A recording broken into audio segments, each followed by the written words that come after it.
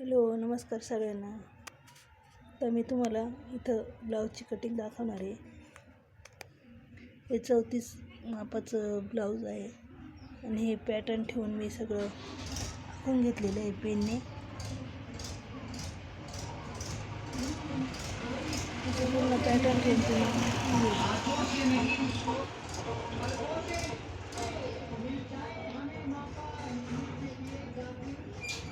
पूर्ण अशा पद्धतीने पॅटर्न ठेवून आपण आखून घ्यायचं आहे. 34 फिटिंगचं माप आहे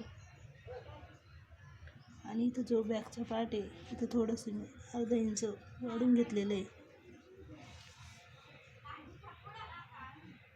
तर मी आता हे कट करून घेते.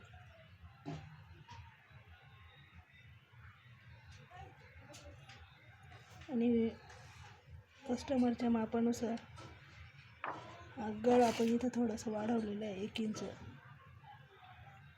वाढून घ्यायचं. असं कमी जास्त करून घ्यायचं पॅटर्न जेव्हा वापरतो तेव्हा कस्टमरच्या मापानुसार कमी जास्त करून घ्यायचं. हे बघा, इथं कटोरी शेजारचं जे पॅटर्न आहे तिथंसुद्धा थोडंसं अर्धा इंच वाढून घेतलेलं आहे. फिटिंग करताना जास्त वाटल्यास थोडंसं किंचित कापूनही घेता येतं ते कापड. तर मी कटिंग करते.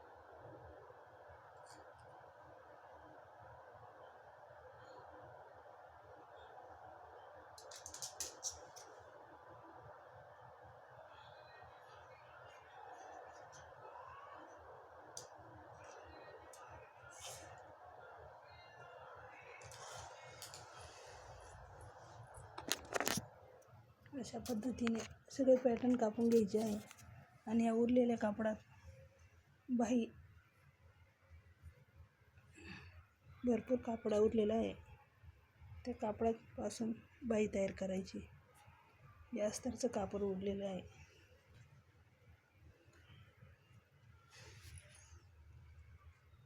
गळ्याच्या पायपिंगसाठी तिरप्या पट्ट्यासुद्धा बनतात यापासून.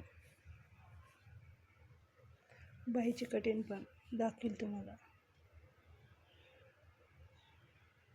बघा भरपूर कापड होतं ब्लाऊज पीसमध्ये.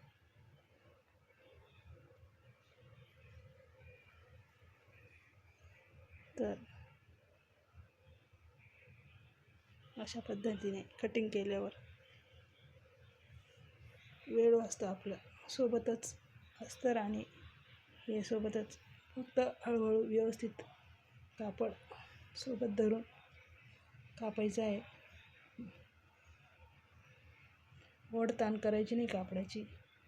हळू जर कापलं तर व्यवस्थित कापता येतं, काही अडचण येत नाही. सवय लागली तर बरोबर येतं कापता. तर धन्यवाद. असेच व्हिडिओ बघण्यासाठी चॅनलला सबस्क्राईब करा, सपोर्ट करा. धन्यवाद.